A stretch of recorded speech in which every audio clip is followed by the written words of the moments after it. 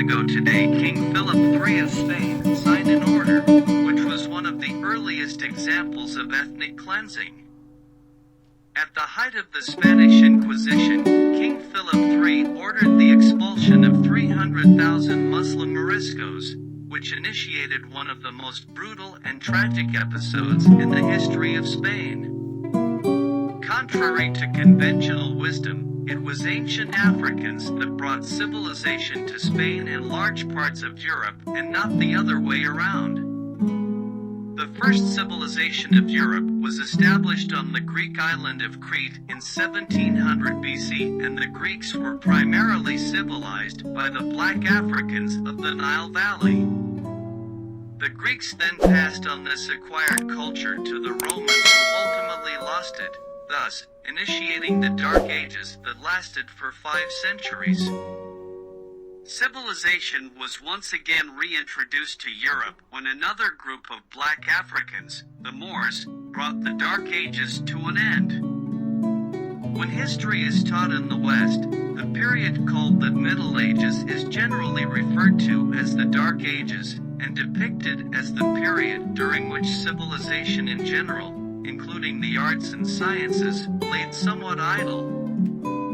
This was certainly true for Europeans, but not for Africans. Renowned historian Chikantan Diop explains how during the Middle Ages, the great empires of the world were black empires, and the educational and cultural centers of the world were predominantly African. Moreover, during that period, it was the Europeans who were the lawless barbarians. After the collapse of the Roman Empire, multitudes of white warring tribes from the Caucasus were pushed into Western Europe by the invading Huns. The Moors invaded Spanish shores in 711 AD, and African Muslims literally civilized the wild, white tribes from the Caucasus. The Moors eventually ruled over Spain, Portugal, North Africa, and southern France for over 700 years. Although generations of Spanish rulers have tried to expunge this era from the historical record, recent archaeology and scholarship now sheds new light on how Moorish advances in mathematics, astronomy, art, and philosophy helped propel Europe out of the Dark Ages and into the Renaissance. One of the most famous British historians, Basil Davidson, noted that during the 8th century there was no land more admired by its neighbors, or more comfortable to live in, than a rich African civilization which took shape in Spain. The Moors were unquestionably black, and the 16th century English playwright William Shakespeare used the word Moor as a synonym for African. Education was universal in Muslim Spain, while in Christian Europe, 99% of the population was illiterate, and even kings could neither read nor write. The Moors boasted a remarkably high literacy rate for a pre-modern society. During an era when Europe had only 2 universities, the Moors had 17.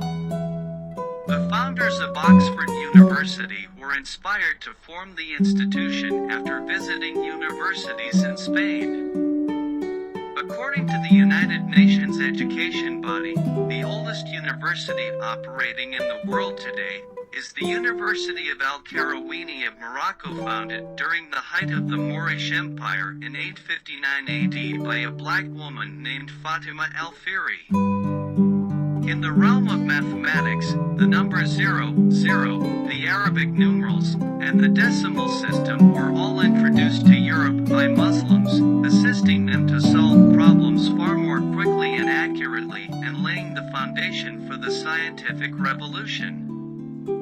The Moors' scientific curiosity extended to flight, and polymath Ibn Firnas made the world's first scientific attempt to fly in a controlled manner. In 875 AD, historical archives suggest that his attempt worked, but his landing was somewhat less successful.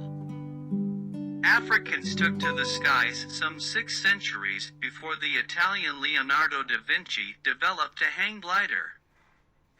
Clearly, the the Moors helped to lift the general European populace out of the Dark Ages, and paved the way for the Renaissance period. In fact, a large number of the traits on which modern Europe prides itself came to it from Muslim Spain, namely, free trade, diplomacy, open borders, etiquette, advanced seafaring, research methods, and key advances in chemistry. At a time when the Moors built 600 public baths and the rulers lived in sumptuous palaces, the monarchs of Germany, France, and England convinced their subjects that cleanliness was a sin, and European kings dwelt in big barns, with no windows and no chimneys, often with only a hole in the roof for the exit of smoke. In the 10th century, Cordoba was not just the capital of Moorish Spain, but also the most important and modern city in Europe.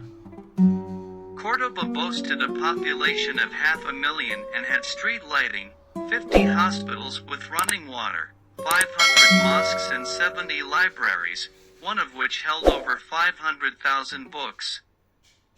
All of these achievements occurred at a time when London had a predominantly illiterate population of around 20,000 and had largely forgotten the technical advances of the Romans some 600 years before.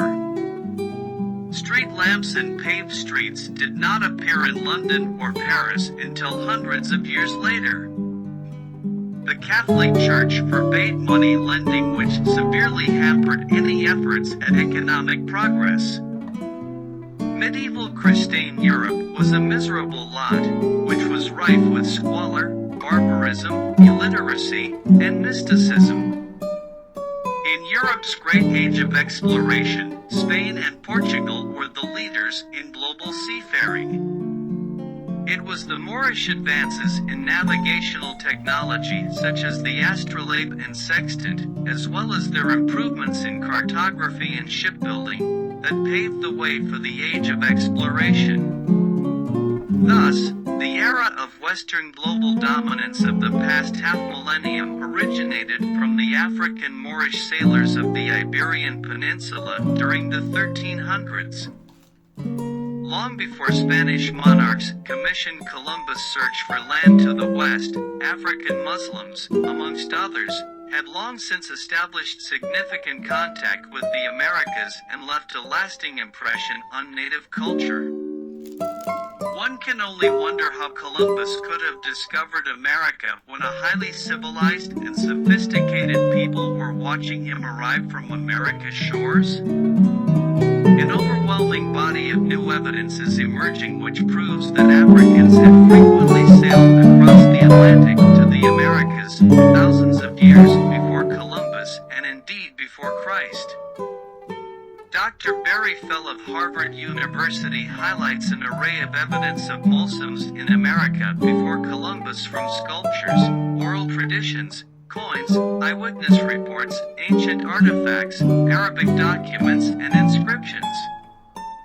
The strongest evidence of African presence in America before Columbus comes from the pen of Columbus himself. In 1920, a renowned American historian and linguist, Leo Wiener of Harvard University, in his book, Africa and the Discovery of America, explained how Columbus noted in his journal that Native Americans had confirmed that black-skinned people had come from the southeast in boats, trading in gold-tipped spears. Muslim Spain not only collected and perpetuated the intellectual advances of ancient Egypt, Greece, and Roman civilization, it also expanded on that civilization and made its own vital contributions in fields ranging from astronomy, pharmacology, maritime navigation, architecture, and law. The centuries-old impression given by some Western scholars that the African continent made little or no contributions to civilization, and that its people are naturally primitive has, unfortunately, became the basis of racial prejudice, slavery, colonialism, and the ongoing economic oppression of Africa. If Africans rewrite their true history, they will reveal a glory that they will inevitably seek to recapture. After all,